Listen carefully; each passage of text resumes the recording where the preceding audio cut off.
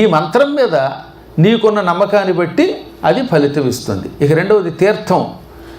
ఓ పుణ్యస్థలానికి వెళ్ళాం, ఇది కాశీ, ఇది హరిద్వారు అని నమ్మి అక్కడికి వెళ్ళి దర్శనం చేసుకుంటే ఆ నమ్మకాన్ని బట్టి ఫలితం వస్తుంది. ఇక్కడ తీర్థం అంటే తీర్థ స్థలం అని ఒక అర్థం. పూజ అయ్యాక వాళ్ళు తీర్థం ఇస్తున్నారు, అది కూడా తీర్థమే.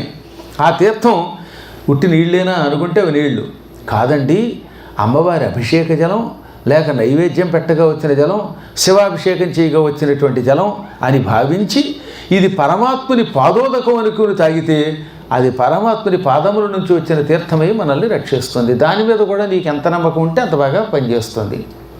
ద్విజే, నీ బ్రాహ్మడి మీద, నీ పురోహితుడి మీద ఎంత ఎక్కువ నమ్మకం ఉంటే అంత బాగా ఆయన వల్ల నీకు ప్రయోజనం ఉంటుంది.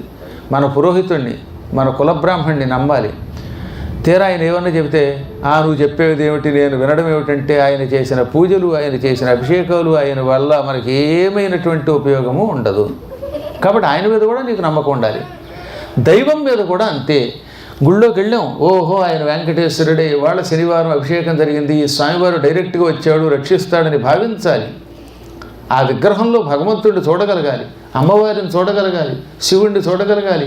ఆంజనేయుడు అంటే ఏదో తెల్లగా ఉన్న పాలరాతి విగ్రహం అనుకోకండి, ఆయన డైరెక్ట్గా ఆంజనేయుడే వచ్చి కూర్చున్నాడు అనుకోవాలి. ఆ దైవం మీద నీకు ఎంత ఎక్కువ నమ్మకం ఉంటే ఆయనకి చేసిన నమస్కారం అంత గొప్ప ఫలితం ఇస్తుంది. దైవజ్ఞే, జ్యోతిష్కుడి మీద కూడా నీకు నమ్మకం ఉండాలి. ఆయన ముహూర్తం పెట్టాడంటే ఈ ముహూర్తం పని చేస్తుంది అనుకోవాలి. ఆయన ముహూర్తం పెట్టాక సరిపోతుందంటారా అని అడగడం, ఏ లోపల లేదు కదా అనడం. లేదా వీడే ముందు 4-5 నిర్ణయం తీసుకుని, ఏమండి 6, 7, 8, 9 తారీఖుల్లో ఫలానా టైంలో ముహూర్తం పెడితే బాగుంటుందని వచ్చానండి, అందులో ఒకటి సెలెక్ట్ చేయండి అనడం. ఇంకేం చేస్తాడు ఆయన? నీ ఇష్టం నీకు తోచింది చేసుకుంటాడు. ఇప్పుడు కలియుగం కదా, అందులో అమెరికా శ్రీరామనవమి మంగళవారం వచ్చినా మనకు అక్కర్లా, శని ఆదివారంలో మేము శ్రీరామనవమి చేసుకుంటాం. ఆ రోజు రాముడు పుట్టాలి. కృష్ణాష్టమి బుధవారం వచ్చిందనుకోండి, అబ్బే శని ఆదివారాలే మాకు కృష్ణాష్టమి అంతే. అంటే ఏం చేస్తాడు దేవుడు మాత్రం. కాబట్టి ఇవి పక్కన పెట్టి దైవజ్ఞుడు చెప్పినటువంటి మార్గంలో ఆ తిథి నాడు ఏది నిర్ణయిస్తే అప్పుడే చేయాలి. అలా చేస్తే నమ్మకం ఉంటే అది పనిచేస్తుంది. చచ్చిన ఎన్ని ముహూర్తాలున్నా మాకు శని ఆదివారములే కావాలని, ఆ రోజుల్లోనే గృహప్రవేశం, అది ఏమైనా అవనివ్వండి అనడం. దాంతో వాళ్ళు కూడా విసిగెత్తి మీ ఇష్టం అనడం. అప్పుడు ఇంట్లోకి వెళితే ఏం సుఖం ఉంటుంది. ఇంట్లోకి వెళ్ళిన దగ్గర రోజు తుమ్ములోంచి నీళ్ళు వెళ్ళడం, పొద్దున సాయంత్రం క్లీన్ చేసుకోవడాలు, గందరగోళాలు అయిపోతాయి. మళ్ళీ ఎన్నో ప్రాయశ్చిత్తాలు చేసుకోవాల్సి వస్తుంది. అందువల్ల దైవజ్ఞుడి మీద కూడా నమ్మకం ఉండాలి. ఇంకా భేషజే, వైద్యుడి మీద ఎంత ఎక్కువ నమ్మకం ఉంటే అంత బాగా పనిచేస్తుంది. సూర్య గారి దగ్గరికి వెళ్ళి ఆయన మందు ఇస్తే, ఏమండి ఈ మందు దీని బదులు ఇంజక్షన్ చేయకూడదా అంటే ఆయనకి మండి 2 బోట్లు పొడుస్తారు. ఎక్కడ పడవాలో అక్కడ పొడుస్తారు. చేతి మీద కాకుండా వెనక్కి పడుకొని కసాపిసా 2 పొడిచారనుకోండి, ఇంకా కుర్చీలో కూర్చోవడమే వీడి బతుక్కి. అందువల్ల డాక్టర్ గారి దగ్గరికి వెళ్ళినప్పుడు ఆయనకి మనం సలహా ఇవ్వడం ఏమిటి? ఆయన ఎంతో కష్టపడి చదువుకుంటే డాక్టర్ అయ్యాడు. నీ దగ్గర ఆయన వాడు కొత్తగా నేర్చుకునేది లేదు.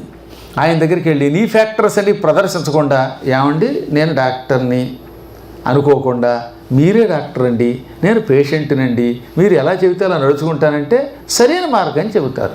కాబట్టి వైద్యుని దగ్గర నమ్మకం ఉండాలి, ఆయన చెప్పినట్టుగా నడుచుకోవాలి, అప్పుడు ఆ వైద్యం ఫలిస్తుంది. ఇక చివరిగా ఏం చెప్పారు? గురువు గారి యందు కూడా, నీ గురువు మీద నీకు ఎంత ఎక్కువ నమ్మకం ఉంటే అంత బాగా పనిచేస్తుంది. గురువు గారి దగ్గరికి వచ్చి, గురువుగారు నాకు ఏదైనా చెప్పండి అంటాడు. చెప్పాక ఒరే నాయన మీ పిల్లవాడి చేత అయ్యం అనిపించి అన్నాను అనుకోండి, ఉత్త అహంకారమేనా, ఇంతేనా అంటాడు వాడు. ఇంతేనా ఏమిటాడు మొహం? అణ్వస్త్రం ఎంత కావాలి? అణువది కుష్ అని కొట్టగానే వెంటనే వాట్సాప్ ఇక్కడ కొడితే ఇండియా వెళ్ళిపోతుంది. బోర్డు దాని మీద చేత్తో నొక్కితే వెళ్ళిపోతున్న దాన్ని నమ్ముతావా? అహంకారాన్ని నమ్మవా? అందుకే నీ బతుకులు అయిపోయింది. అహంకారం అంటే నిజంగా వాగ్బీజమా అండి, మాటిస్తుందా అంటే గురువుగారికి మండిపోయి అహంకారం బదులు హుంకారం చేస్తాడు. దాంతో నీ బతుకు కాస్త అక్లీంకారంగా బదులుగా ఏదో పంకారం అయిపోతుంది. కాబట్టి ఎప్పుడు కూడా గురువు గారి మీద గాఢ విశ్వాసం ఉండాలి. అందుకని ఏమన్నారు? నీకు వాటి మీద ఎంత ఎక్కువ నమ్మకం ఉంటే అంత బాగా పనిచేస్తుంది. మళ్ళీ ఆ శ్లోకం గుర్తుపెట్టుకోండి. మంత్రే తీర్థే ద్విజే దైవే దైవజ్ఞే భేషజే గురువు యాదృశీ భావన యత్ర సిద్ధిర్భవతి తాదృశీ. వాటి మీద నీకు ఎంత ఎక్కువ నమ్మకం ఉంటే అంత బాగా పనిచేస్తే సిద్ధి కలుగుతుంది. అహంకారం అహంకారం అహంకారం అనుకున్నాడు ఆయన. వాడి పూర్వజన్మ సుకృతం. ఈ అహంకార బీజం వల్ల తెలియకుండానే అపూర్వమైనటువంటి జ్ఞానం వచ్చింది. వాడి ముఖంతా వెలుతురుతో నిండిపోయింది. వాడికి క్రమంగా కవిత్వం రావడం మొదలుపెట్టింది. ఇంతలో బోయేవాడు వచ్చాడు అక్కడికి. అయ్యగారు దండవండి అన్నాడు. ఏం నాయనా అన్నాడు ఈయన.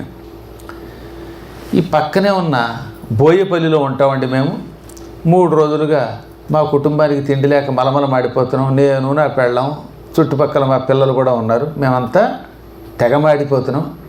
అందులోనూ కర్మగాలి లోకల్ ఫ్లైట్ ఇండిగోలో వచ్చినట్టున్నాం మేము.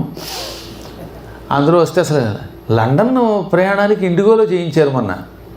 హైదరాబాదులో ఎక్కితే మంచినీళ్ళు కూడా వాడు అడిగితే తప్ప. అలాంటి దిక్కుమాల ఫ్లైట్లో వస్తే అవుతాడు. కడుపంతా ఒకటే ఫైటింగు. అందువల్ల పాపం వాడి ప్రయాణం ఏం చేశాడు, అలిసిపోయి నానా గెతగెతలు ఆడిపోతున్నట్టున్నాడు. అందుకని తిండి లేక మాడిపోతున్నామండి, ఇవాళ ఏమైనా ఆహారం పట్టుకొస్తానని మా ఆవిడికి చెప్పి వేటాడడం కోసం విల్లు అమ్ములు పుచ్చుకుని బయలుదేరాను. అదృష్టం బాగుండి గంగా తీరంలో పెద్ద పంది కనపడింది. దాని మీదకి బాణం వేశాను, గురి తెప్పింది. అది పారిపోయి ఇటే వచ్చింది. నా నమ్మకం ప్రకారం మీరు ఆ పందిని చూసే ఉంటారు. మీరు సత్యం తప్ప అసత్యం పలకరు. పై ఇదోటి, మీరు ఎప్పుడు అబద్ధం ఆడరట, నిజమే చెబుతారట. అందుకే మీకు సత్యవ్రతులని పేరు. పంది ఎటు వెళ్ళిందో చెప్పండి, దాన్ని కొట్టి చంపేసి మేము తింటాం హాయిగా. మాకు 1 month ఫుడ్ అండి. గడ్డు సమస్యలోంచి బయటపడాలంటే ఫుడ్ ఉండాలంటే అని జిడ్డులా పట్టుకున్నాడు. పైకి ఇదో గొడవ. అవతల వాడిని పొగిడారు అనుకోండి, నువ్వు సత్యవ్రతుడివి, అసత్యం ఆడవంటే వీడు గ్యారంటీగా చెప్తాడు. ఇప్పుడు సత్యవ్రతుడికి పెద్ద సమస్య వచ్చి పడిపోయింది. పంది తన కళ్ళ ముందు అయ్య నరిచి తన గుడిసెలో ఆశ్రమంలో దూరింది. పంది ఇక్కడ ఉంది అని చెబితే ఈ దుర్మార్గుడు దాన్ని చంపి తన కళ్ళ ముందు క్రూరంగా చంపేస్తాడు. వాడు చంపడంలో కూడా వాడు దాన్ని పట్టుకుపోతాడు. అదేమో భయపడి ఏడుస్తుంది. ప్రతి ప్రాణికి ప్రాణభీతి ఉంటుంది కదా పాపం. పోనీ అలాగని నేను పందిని చూడలేదని చెబుదామంటే ఇన్నాళ్లుగా 4 సంవత్సరములుగా తాను ఆర్జించుకున్న సత్యవ్రతం అనేటటువంటి వ్రతం నాశనం అయిపోతుంది, కీర్తి పోతుంది. సత్యమే చెబుతానని నియమం కాబట్టి సత్యం చెప్పాలి. సత్యం చెబితే జీవి చచ్చిపోతుంది. ప్రాణి రక్షణ కోసం అసత్యం ఆడితే ఇటు సత్యవ్రతం పోతుంది. ఇప్పుడు ఏం చెయ్యాలి? వీడికి పెద్ద మేమాంస వచ్చి పడింది. ఇది పెద్ద గడ్డు సమస్య. అప్పుడు వాడికి తెలియకుండానే వేదములు స్ఫురించాయి. వేదం ఏం చెబుతోంది? కొన్ని సమయములలో అసత్యం ఆడితే అది సత్యం కంటే ఎక్కువ ఫలితం ఇస్తుంది. అందుకే మనం భారతం వినాలి. పంచమ వేదం భారతం అంటే. అందులో అరణ్య పర్వంలో ధర్మవ్యాధుడని ఒక వ్యాధుడు ఉన్నాడు. వాడు బోయేవాడు, మాంసం అమ్ముకుంటాడు. అతని దగ్గరికి కౌశికుడు అని ఒక బ్రాహ్మడు వచ్చాడు. ఆ బ్రాహ్మడు వచ్చి, ఇదేమిటయ్యా, నేను నీ దగ్గరికి ధర్మాలు తెలుసుకోవడానికి వచ్చాను, నువ్వేమో మాంసం అమ్ముకుంటున్నావు అని అడిగితే అప్పుడు ఆయన చెప్పాడనమాట, నాయన పిచ్చివాడ, ఈ ప్రపంచంలో హింస చెయ్యని వాడు లేడు. నా వృత్తి, నా కర్మయోగం వల్ల ఇది వచ్చింది, ఇది నేను చేస్తున్నాను. కావాలని ఏ జీవిని చంపకుండా ఉండడమే అహింస.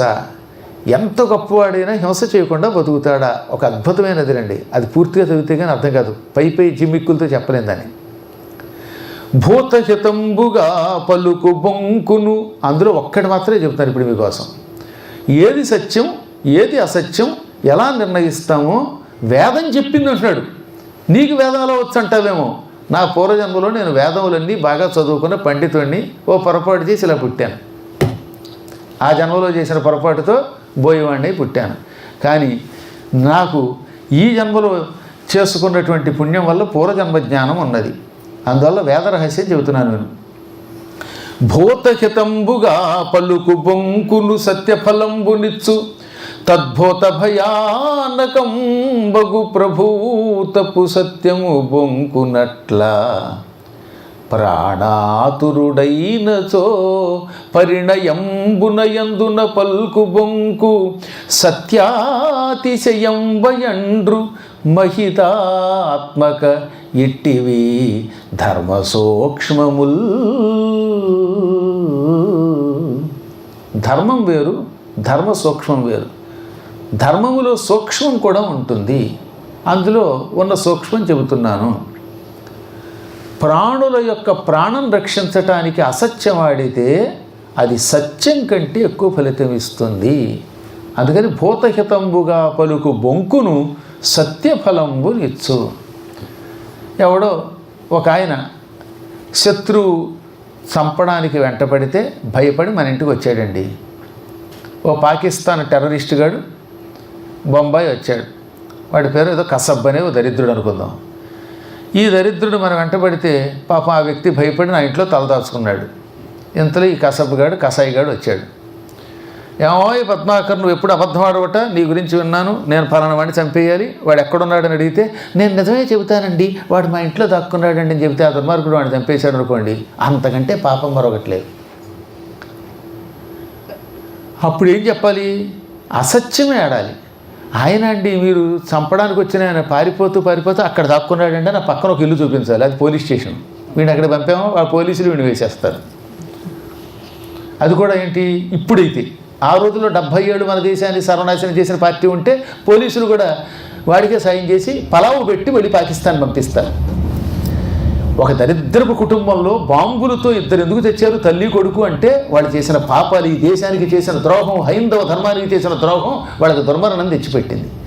అటువంటి వాళ్ళని సపోర్ట్ చేసేటటువంటి వాళ్ళు ఏం బాగుపడతారో ఒకసారి ఆలోచించండి, మీరు ఒక్కసారి గుర్తుపెట్టుకోండి. ఇంత ధర్మద్రోహులైనటువంటి వాడు ఇంకెక్కడ ఉండరు ప్రపంచంలో. వాళ్ళు భారతదేశానికి ఒక ఏళ్ళనాటి శని పెట్టినట్టుగా ఇన్నేళ్ళు శని పెట్టి ఆ శనిపోయి ఇన్నాళ్ళకి ఒక మహానుభావుడు, ఒక యోగీశ్వరుడు వచ్చి పరిపాలన చేస్తున్నాడు. ఆ యోగీశ్వరుడు బతికున్నంతకాలం మనల్ని రక్షించి ఆయన వారసుడిగా మరొక యోగిని ఉత్తరప్రదేశ్ నుంచి పంపించుగాక అని నేను భగవంతుడు కోరుకుంటున్నాను. ఎందుకు చెప్తానంటే, నేను ప్రాణాపాయ స్థితిలో మన దగ్గరకు వచ్చినప్పుడు సత్యం పలకూడదు. అప్పుడు వాడిని రక్షించడానికి అసత్యమాడి ఏదో రకంగా కాపాడాలి. 10 మంది ప్రాణం రక్షించడానికి అసత్యం ఆడితే అది సత్యం కంటే గొప్ప ఫలితం ఇస్తుంది. ఇంతమంది ప్రాణములు పోగొట్టడానికి పనికొచ్చే సత్యం అసత్యం కంటే డేంజర్ అన్నారు. మనం నిజం చెప్పాం, ఆ దుర్మార్గుడు టెర్రరిస్ట్ వీళ్ళని చంపేస్తాడు. ఇప్పుడు మీరే ఉన్నారు, మిమ్మల్ని చంపడానికి ఒక టెర్రరిస్ట్ వచ్చాడు, మీరు వెళ్ళి ఎక్కడో లోపల దాక్కున్నారు. వాడు నా దగ్గరికి రాగానే వాళ్ళంతా లోపల దాక్కున్నారని చెబితే మిమ్మల్ని అందరూ వాడు పటాపటా కాల్ చేస్తే అది ఎంత పాపం, అది భయంకర పాపం. అది ఆ పాపానికి ప్రాయశ్చిత్తం లేదు. అందుకని తద్భూత భయానకంబగు ప్రభూతపు సత్యము బొంకునట్ల ఎక్కువ మంది జీవుల ప్రాణములకు హాని తెచ్చిపెట్టే సత్యం అసత్యం కంటే ఎక్కువ ఫలితం ఇస్తుంది. ప్రాణాతురుడైనచో, నీ ప్రాణం పోతున్నప్పుడు అసత్యమే ఆడాలి, ప్రాణం పోయేటప్పుడు సత్యం చెప్పొద్దన్నాడండి. ఎప్పుడెప్పుడు అసత్యం పలకచ్చు అంటే, ఒకటి ప్రాణాతురుడైనచో, రెండవది పరిణయంబునయందున పలుకు బొంకు. పెళ్ళిళ్ళు చేయడానికి కూడా అసత్యం ఆడచ్చు. ఆ అమ్మాయి ఉంది, మెట్రిక్ ఫెయిల్డ్, ఆ అమ్మాయికి పెళ్ళి అవ్వట్లా, అందుకని మెట్రిక్ పాస్ అయ్యిందండి అని అబద్ధం ఆడి పెళ్లి చేయొచ్చు. అయితే చిన్న అబద్ధం, మళ్ళీ బొత్తిగా లా గోల్డ్ మెడలిస్ట్ అనకండి. ఫెయిల్ అయిపోయి వస్తే దాన్ని పట్టుకొచ్చి లా గోల్డ్ మెడలిస్ట్ అని అంటుకెడితే తర్వాత వాడి జీవితం అంతా లా లేకుండా ఎలా బతుకుతాడు, ఎలా బతుకుతాడు. కాబట్టి ఆ దృష్టిలో పెట్టుకుని చిన్న చితగా అబద్ధం ఆడాడు. పరాడు అమ్మాయి 10th ఫెయిల్డ్ కానీ పెళ్ళి అవ్వట్లేదు, అవతల 10th పాస్ అయితే కానీ చేసుకోడు. అందుకని అమ్మాయి 10th క్లాస్ పాస్ అయిపోయిందని చెప్పండి, అంతేగాని యూనివర్సిటీ ఫస్ట్ అనకండి. అలాగే అమ్మాయి దగ్గర రూపాయి లేదు, ఏదో కాస్త ఉందండి, సూర్య గారి ఇంట్లో ఉన్నటువంటి ఆ భోషాణం అంతా అమ్మాయిదేనండి అని చిన్న అబద్ధం ఆడి మొత్తం పెళ్లి చేసేయచ్చు. తర్వాత ఎలాగో పీక్కుంటారు, వాడి బతుకు వాడిది కదా. ఒకసారి పెళ్ళాక ఏం చేస్తాడు వాడు మొహం, యావత్ జీవితం అనుభవించక తప్పదు, నా కర్మం ఇంతే అనుకోవడమే. ఎవరు చేసిన కర్మ వారు అనుభవింపక ఏరికై నన్ను తప్పదన్నా అన్నారు. అందుకే మన పెద్దలు. ఏది ఏమైనా పెళ్ళిళ్ళలో చిన్న చితగా అబద్ధం ఆడవచ్చు, చిన్న చితగా, మరీ పెద్ద పెద్దవి కాకుండా ఆడండి. మాకు తెలిసి ఇక్కడే ఉన్న ఒక ఆయన ఉన్నాడు, ఆయనకు స్నేహితుడు ఉన్నాడు, వాడికి పెళ్లి చేయాలి. వాడికి నెత్తి మీద వెంట్రుక ముక్క లేదు, అవతల అమ్మాయికి వెంట్రుకలు ఉంటేనే పెళ్లి చేసుకుంటుంది. అందుకని ఈయన పెళ్లి కొడుకుని నెత్తి మీద విగ్గు పెట్టి అలంకారం చేశాడు. మంగళస్నానం అంటే రత్నాకర్ గారు ఉండాలి. ఏటో ఈ రత్నాకర్ గారు అంటున్నారు అనుకున్నారు తప్ప వీళ్ళిద్దరికీ స్నేహం తెలియదు. పాపం అసలు విషయం ఏంటంటే జీలకర్ర బెల్లం అమ్మాయికి చేతిలో పెట్టారు. మన చంద్రశేఖర శర్మ గారు శాస్త్ర విరుద్ధంగా ఏ పని జరిగదా, జీలకర్ర బెల్లం నెత్తి మీద పెట్టించారు, బాగా నూరి ముద్దంతా పెట్టించారు. అమ్మాయి చేతికి ఇచ్చారు బెల్లం జీలకర్ర, ఆయనకి ఇచ్చారు. ఇద్దరు నెత్తి మీద పెట్టి నొక్కారు. సుముహూర్తే సావధాన శుభలగ్నే సావధాన అని మాత్రం చెప్పి ఒక నొక్కు నొక్కించారు. ఆ నొక్కించిన వాళ్ళు వెంటనే తీయకుండా కాసేపు వాళ్ళు అట్టే పెట్టారు. ఈ ఫోటోలు వాళ్ళు ఇంకాసేపు అలా ఉంచండి ఫోటోలు తీశారు. 5 నిమిషాలు పోయాక అమ్మాయి అలా చేయి తీసింది. తీగానే నిర్ఘాంతపోయింది, మొత్తం లేసి వచ్చేసింది జీలకర్ర బెల్లానికి అంటుకుని విగ్గంతా. దాంతో ఇప్పుడు అమ్మాయికి అసలు జుట్టు లేని ఆయన మీద కోపం రాలా, ఈయన మీద వచ్చింది కోపం. ఇప్పుడు ఆయన ఇంటికి వెళ్తే చాలు ఈ రత్నాకర్ గారే విగ్గు పెట్టి నా కొంప ఉంచాడు అని ఓ పెగ్గు పెట్టి ఎత్తి మీద కొట్టింది. చూసారు ఇలా ఉంటాయి. కాబట్టి ఒక్కోసారి ఏంటంటే పెళ్ళిళ్ళలో తప్పనిసరి పాపం ఈయన కర్మ అయింది, ఆ పాపమే అమెరికా తీసుకొచ్చింది. ఇప్పుడు అందులో చెప్పొచ్చింది ఏంటంటే ఎప్పుడైనా పెళ్ళిళ్ళల్లో మొత్తం మీద అసత్యం ఆడక తప్పదు అన్నారు. చిన్న చితగా ఆడండి.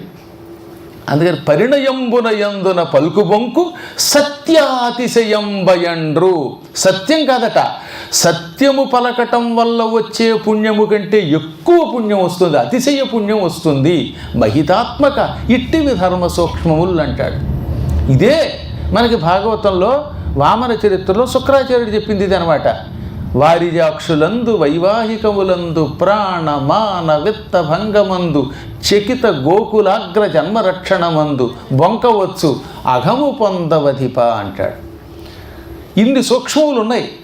అయినా ఈ సత్యవ్రతుడికి సూక్ష్మం ఉందండి, అయినా అబద్ధం ఆడబుద్ధి వేయట్లేదండి అనిపించేదిట. ఇదో పెద్ద సమస్య. నేను అసత్యం ఆడలేను, కానీ దాన్ని కాపాడాలి. అమ్మా నువ్వే రక్షించన్నాడు అనుకుంటూనే లోపల అయ్యమంటున్నాడు. వీడేమో లేట్ చేసే కొద్దీ వాడికి మండిపోతుంది, అసహనం వచ్చి అయ్యగారు చెప్పండి, ఏదో వాడు చెప్పండి, మీరు అసత్యం ఆడతారా సత్యం పలుకుతారా, సత్యమా అసత్యమా అని వాడేమో పక్కన సావగొడుతున్నాడు. హఠాత్తుగా ఇతని నోట్లోంచి ఒక శ్లోకం వచ్చింది. స్పష్టముగా శబ్దం కూడా పలకడం చేత కాని వ్యక్తి ఈ సత్యవ్రతుడు, ఉతచ్చుడంటే. వాడికి భాష రాదు, పాండిత్యం లేదు, రామ అనమంటే లామ అంటాడు. అటువంటి వాడు హఠాత్తుగా అద్భుతమైన శ్లోకం చెప్పాడు.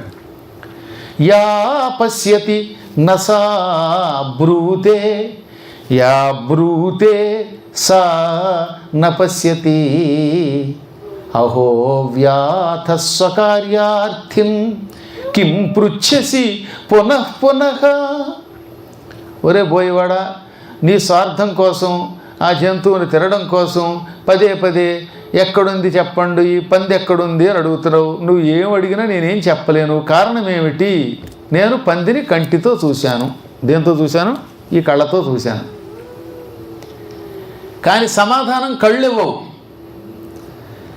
చెప్పవలసిన సమాధానం నాలుగుతో చెప్పాలి, మాట్లాడే నాలుగు చూడలేదన్నాడు. యా పశ్యతి, ఏది చూస్తోందో, నసా బ్రూతే, అది సమాధానం చెప్పదు.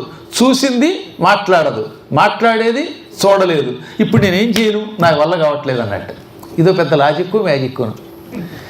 కంటితో చూశాను, కన్ను మాట్లాడదు, మాట్లాడే నాలుక చూడలేదు, చూసింది మాట్లాడదు, మాట్లాడేది చూడదు. కాబట్టి నీకేం చెప్పాలో తెలియట్లేదు, నా బుర్ర పని చేయట్లేదు అన్నట్ట.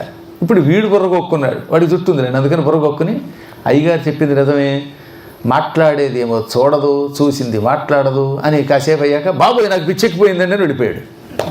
వాడికి పిచ్చెక్కింది. నేను పంది లేకపోతే చచ్చిపోతానన్నవాడు ఇప్పుడు ఈ పంది లేకపోతే దారిలో మంచి మామిడి పళ్ళు కనబడ్డాయి.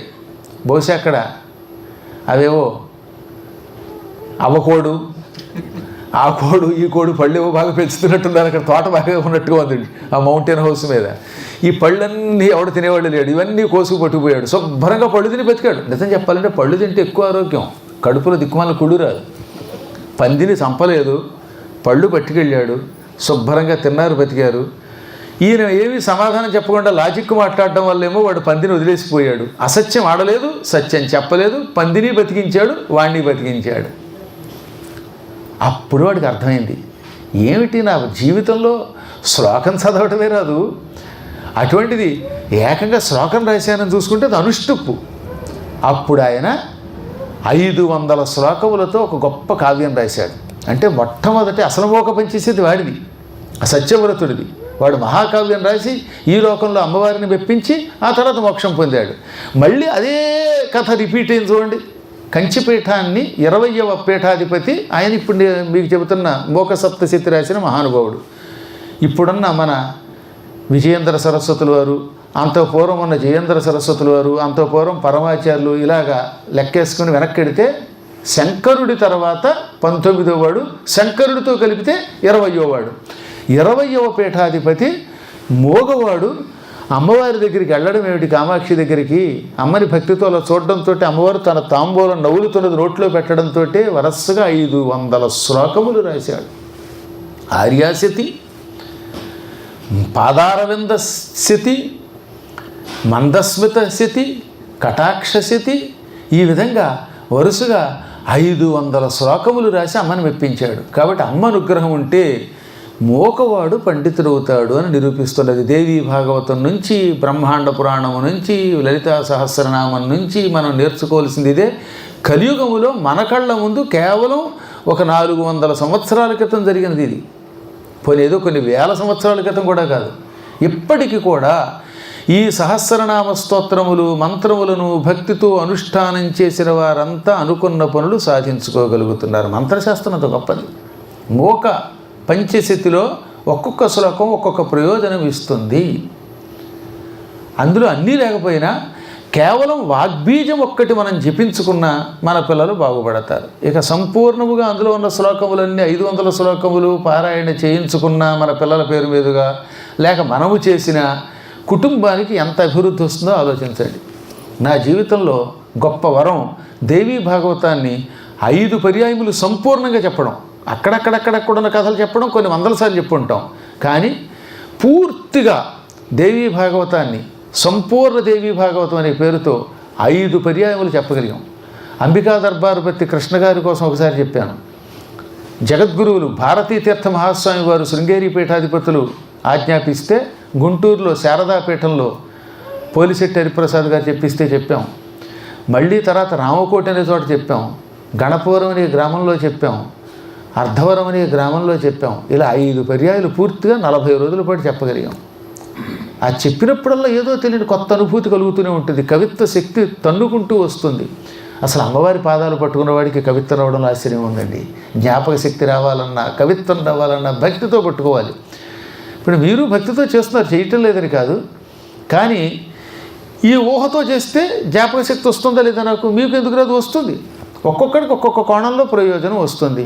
ఏదో ఒక ప్రయోజనం లేకుండా భగవంతుడు ఎందుకు కోరుతాం మనం? ప్రయోజనం అనుద్దిశ్యన మందోపి ప్రవర్తతి అంటాడు కాళిదాసు. ప్రయోజనమును కోరుకోకుండా మూర్ఖుడు కూడా ఏ పని చెయ్యడు. ఒక పని చేసామంటే ఆ పని వెనకాతలు ఏదో ప్రయోజనం ఆశిస్తున్నాం. కొందరేమో చదువు కోసమో, కొందరు ధనం కోసమో, కొందరు ఆరోగ్యం కోసమో, కొందరు కొంప కోసమో, కొంతమంది ఉన్న కొంప బాగు చేసుకోవడం కోసమో, ఏదో ఒక దానికోసమే భగవంతుడి పట్టుకుంటాం. అసలు ఏ కోరిక లేకపోయినా మోక్షం పొందాలని కోరుకుందిగా కనీసం, అది కూడా కోరికే. మనం మోక్ష సన్యాసం అడగట్లా, నాకు ముక్తి వద్దు నీ అనుగ్రహం చాలు అంటుంటే అది చాలా గొప్ప విషయమే. కానీ అలా అనలేం. బాబోయ్ నాకు పునర్జన్మ వద్దండి, నాకు శాశ్వతంగా పరమాత్మ సన్నిధానంలో ఉండాలనిపిస్తోందండి అని కోరుకోవడం కూడా కోరికే. అందుకే భగవద్గీతలో ఒరే మోక్షమును కూడా పరమాత్మకే వదిలేయి అన్నాడు ఆయన. అదే మోక్ష సన్యాస యోగము. సత్ అంటే బ్రహ్మ పదార్థమునందు మోక్షమును న్యాసము చెయ్యి, ఉంచేయి. నాకేం వద్దు, నీది బాధ్యత, నువ్వేం చేస్తే చెయ్యి, నాకే సంబంధం లేదు అనుకోవడమే మోక్ష సన్యాసం. అలా అనుకోవడం కష్టమే. భూలోకంలో ఉన్నప్పుడు ఏదో ఒక కోరిక ఉంటుంది. ఈ కోరికలు తీరడం కోసం అమ్మవారిని భక్తి శ్రద్ధలతో ఎలా నమ్మాలో అలా నమ్మి పట్టుకుంటే వచ్చే లాభములు అన్నీ ఇన్ని కావు అన్నారు.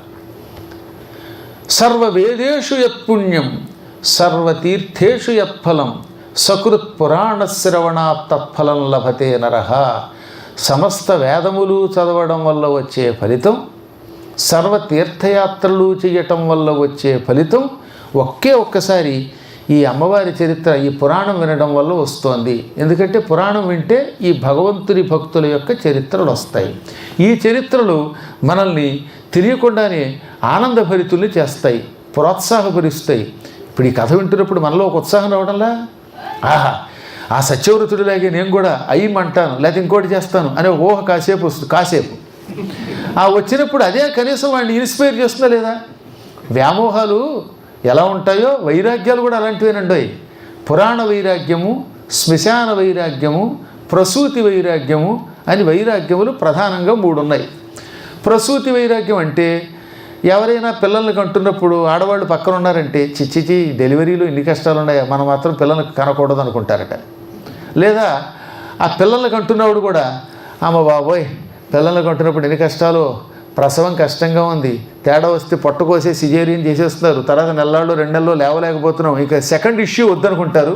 ఏడాది గడిచాక ఏమండి మేము సెకండ్ ఇష్యూ చూడొచ్చా అని పాత ఇష్యూ మర్చిపోతారు. దాన్ని టిష్యూ పేపర్తో తుడిచి పక్కన పారేసి మళ్ళీ 2వ సంతానం కావాలనుకుంటారట. అది ప్రసూతి వైరాగ్యం అంటే. మనం చూడటం లేదా? ఇంకో సంతానం ఉంటే బాగుండండి, ఇంకో సంతానం ఉంటే బాగుండని అనుకుంటారు సహజంగా. అదొక అదృష్టం. అందులో ప్రసూతి వైరాగ్యం, ప్రసూతి అయిపోయిన కొద్ది రోజులకి మర్చిపోతారు. ఇంకా శ్మశాన వైరాగ్యం, ఎవడైనా చచ్చిపోయినప్పుడు ఆ శ్మశానానికి కూడా వెళ్ళినప్పుడు ఇంతే శరీరం, అది ఎలా కాలిపోయిందో మనం కాలిపోతాం, అంతేనండి మాయ అండి అంటాడు. మళ్ళీ ఇంటికి రాగానే ఇడ్లీ మాయ పోయి వాయు మిగులుతుంది, ఇడ్లీ కాఫీ అన్నీ మామూలే. అబ్బా చచ్చిన పడితే మనం ఎక్కడ చస్తాములేండి అండం. ఆ చచ్చిపోయిన కాసేపు మాత్రం భలే వస్తుందండి మనకి. ఇప్పుడు అన్నీ ఎదురుగుండాను డాక్టర్ గారు ఇంటికి వెడుతుంటే దారి పడిపోతే అస్థిపంజరాలే, పెద్ద పెద్ద అస్థిపంజరాలు పెట్టి పితృదేవతల కార్యక్రమం అక్టోబర్ 31వ తారీఖున పెట్టారు. ఆ అస్థిపంజరాలు చూసినప్పుడల్లా మా వాళ్ళంతా మన శరీరం కూడా అంతే అండం. మళ్ళీ ఇంటికి వచ్చిన తర్వాత ఏమండి వాడు ఏమిటండి ఆహారం, పెసరట్ట ఉప్మాయ, మాయిదారు అస్థిపంజరం అని తెలుసు, ఈ లోపలికి వెళ్ళే ఆహారం ఏమవుతుందో తెలుసు, అయినా మళ్ళీ ఇంటికి వెళ్ళాక పెసరట్టు ఉప్మా, ఆ పెసరు మర్చిపోతాడు. అందులో శ్మశాన వైరాగ్యం కూడా ఆ కాసేపు శ్మశానంలోకి వెళ్ళినప్పుడు మాత్రమే మనకి భయం కలుగుతుంది, క్షణాల్లో అది మర్చిపోతాం. అది పెద్ద మాయ. ఇంకా పురాణ వైరాగ్యం, ఇలా పురాణం వింటున్నప్పుడు అంతా మాయ, అసలు ఆయన ఎలా చెప్పాడో అలా చేసేద్దాం. ఒక్కొక్కడేమో తీర్థయాత్రకి వెడదాం అనుకుంటాడు, ఒక్కొక్కప్పుడేమో సన్యాసం కూర్చొని ఆయనతో వెళ్ళిపోదాం అనిపిస్తుంది, ఒక్కొక్కప్పుడు సత్యవ్రతుడిలాగే మనం కూడా అయ్యి మందాం అనిపిస్తుంది. మళ్ళీ బయటికి వెళ్ళాక అయ్యం పోయి హలో ఇంటికి వచ్చేస్తున్నాను అంటాడు, మళ్ళీ మామూలు. అందువల్ల పురాణం వింటున్నప్పుడు వచ్చే వైరాగ్యం తాత్కాలికం. ఇది కూడా పురాణం అయ్యి స్వస్తి అండంతో మర్చిపోతాం, ఇది పురాణ వైరాగ్యం. అలా కాకుండా దృఢమైన అచంచలమైన భక్తితో ఒక్క మార్గాన్ని ఏదో ఒకదాన్ని యావజ్జీవితం పట్టుకుంటే వాడికి పునర్జన్మ ఉండదు. ఒకవేళ వస్తే ఉత్తమ జన్మ వస్తుంది. ఏమంటే పునర్జన్మ లేకుండా ఉండడం అంత తేలికేం కాదు. అంత తేలికగా ఈ కలియుగ మానవులు జన్మరాహిత్యాన్ని పొందలేరు. కానీ వచ్చే జన్మ కాస్త పవిత్ర జన్మ రావాలని కోరుకోవాలట.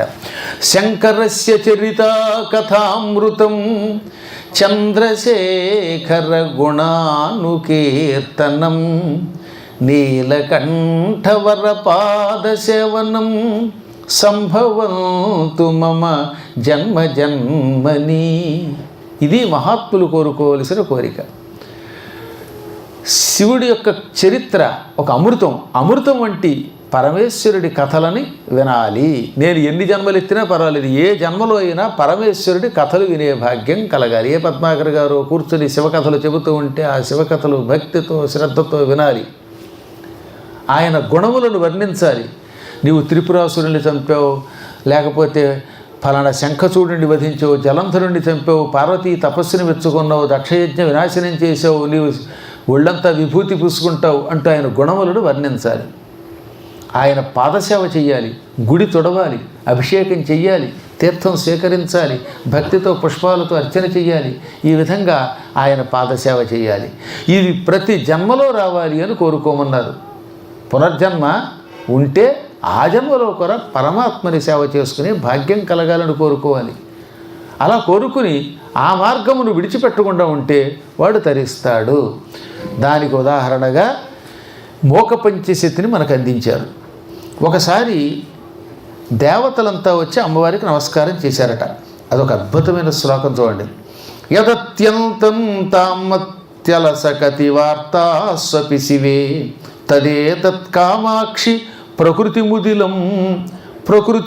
మృదులం తే పదయుగం కిరీటై సంఘట్టం కథమివ సురౌఘస్య పతే సురౌఘస్య సహతే మునీంద్రాణామాస్తే మనసి చ కథం సూచినిసితే అంటున్నాడు 2వ శతకంలో 89వ శ్లోకం. దీనికి పాదశతకము అని పేరు. అమ్మవారి పాదార వింద శతకం, పాదపద్మములను అర్చించినటువంటి ఒక గొప్ప స్తోత్రం.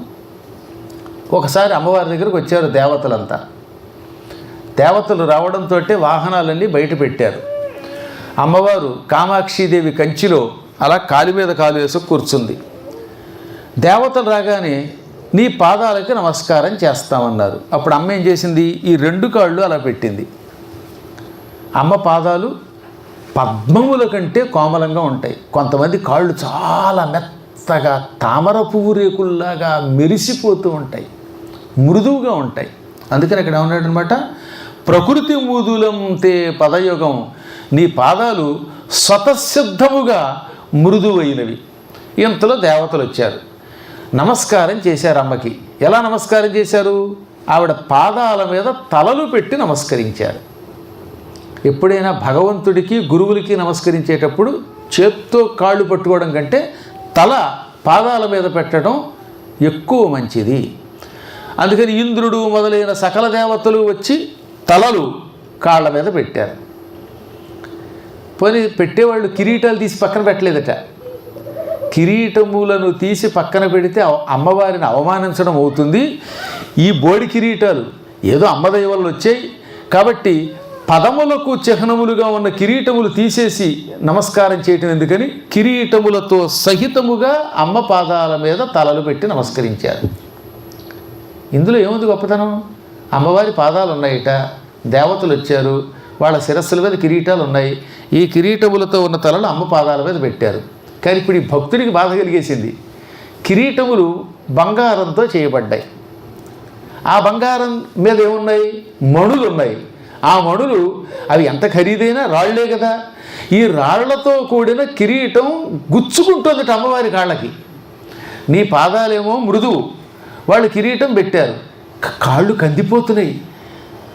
కుసుమ కోమలమైన నీ పాదములు ఈ కిరీటముల యొక్క మణులను, కిరీటంలో ఉండేటటువంటి గుచ్చుళ్లను ఎలా తట్టుకుంటోంది తల్లి, నువ్వు ఎంత కరుణా స్వరూపిడివి కాబట్టి వాళ్ళు వచ్చి నమస్కారం చేస్తూ అంటే, ఒరేయ్ దండం పెట్టేవాడు కాళ్ళు పీకేయకండిరా, గిల్లకండిరా, కిరీటాలు బయట పెట్టండిరా అనకుండా వాళ్ళ కిరీటముల యొక్క తాకిడిని ఎలా తట్టుకుంటున్నావు అన్నాడు. ఇదో వెర్రి భక్తి.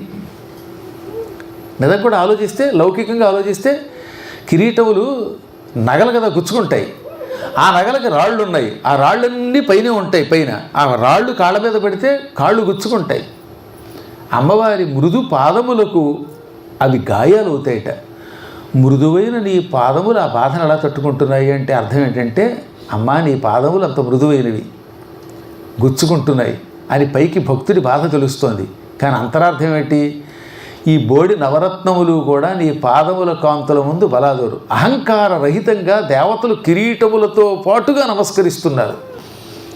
ఈ మధ్యన ఓ ముఖ్యమంత్రి గారు శృంగేరి పీఠాధిపతుల దగ్గరికి వెళ్ళి కింద కూర్చుని నమస్కారం చేస్తే ఓ పిచ్చి గోంగూరకట్ట మండ అని పేరు కలిగిన ఒక దౌర్భాగ్యురాలు ముఖ్యమంత్రి పదవిని తాకట్టు పెట్టాడు అని ఆ గురువుగారు తిడుతూ ఈయన వెళ్ళి కింద కూర్చోవడం ఏంటని తిట్టిదిట.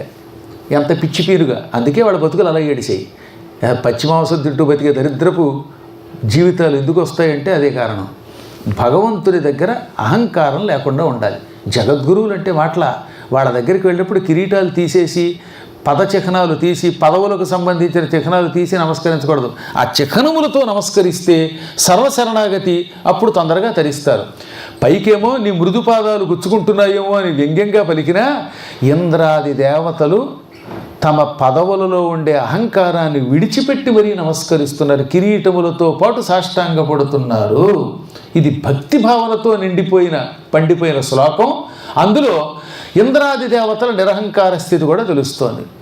రెండవది, పాదాలు మృదువుగా ఉన్నప్పటికీ ఎంత మృదువుగా ఉన్నా అవసరమైతే చాలా కఠినంగా ఉంటాయటండి.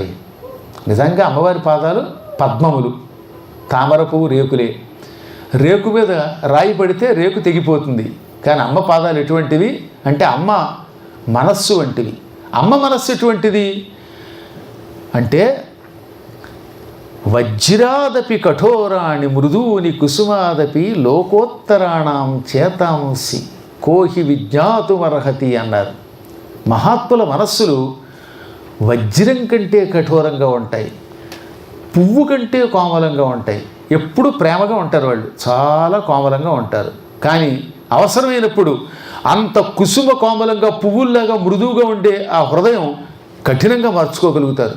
నేను ఎరుగు ఒక మహానుభావుడు ఉన్నాడు, ఎంతో మృదువైన మనస్సు కలిగిన వారు. పాపం ఆయనకి ఒక కూతురు ఉండేది. ఆ కూతురు చచ్చిపోయిన చెరువులో పడి, అందరూ ఈయన కుసుమ కోమల హృదయుడు కూతురుతో పాటు చచ్చిపోతాడు అనుకుంటే నిర్వికారంగా పుట్టడం పోవటం అంతా పరమాత్మ లీలలు అని ఆ శరీరాన్ని పట్టుకొచ్చి పాతి పెట్టాట. ఆ కాసేపు కుసుమ కోమల హృదయం వజ్రంలా కఠోరం అయిపోయింది. దానికి ఎంత కష్టం అంటే తట్టుకోవటం, ఆ బాధ తట్టుకోగలిగారు. వాళ్ళని లోకోత్తర చరిత్రులు మహాత్ములు అంటారు. వాళ్ళ అవసరాన్ని బట్టి అత్యంత కఠినంగా ప్రవర్తించగలరు, అంతలోనే కోమలంగా ఉండగలుగుతారు. అమ్మవారి హృదయాన్ని మనం తెలుసుకోవాలంటే పాదాలు పట్టుకోవాలి. కాబట్టి అమ్మ పాదాలంటే అమ్మ హృదయమే. అందుకే అమ్మ పాదాలు పట్టుకుంటే హృదయంలో స్థానం సంపాదిస్తాం. గుండెల మీద తన్నకూడదు, కాళ్ళు పట్టుకోవాలి. ఇప్పుడు అమ్మ కాళ్ళు ఎంతో కోమలంగా ఉన్నా వాళ్ళు నమస్కరించినప్పుడు ఏమీ కందిపోదు, వాళ్ళని అనుగ్రహిస్తోంది అని ఒక అద్భుతమైన భావన. ఇలా ఎన్నెన్నో విచిత్రమైన భావాలతో కూడినటువంటి శ్లోకాలు ఆయన రాశాడు. ఇప్పటివరకు 3 భాగాలు అయ్యింది. మళ్ళీ 11:30కి కలుసుకుంటా అంట కదా, అక్కడ నుంచి దాదాపు 1 గంట వరకు కూడా ఇంకొక భాగం చెప్పుకుంటే అక్కడితో ఈ కార్యక్రమం పూర్తవుతుంది.